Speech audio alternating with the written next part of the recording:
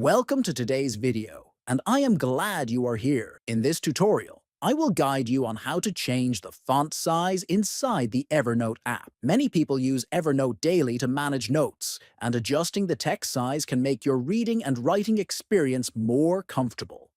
First, open the Evernote app on your device. Next, tap on your profile photo located at the top left. Then, from the menu that appears, select the Settings option. After that, click on Notes, and under this section you will find the Note Content Size option. Now turn off the setting called Match Phone Settings. Finally, you can choose your desired note content size from the available options such as normal, large, or extra large, depending on what feels most comfortable for you.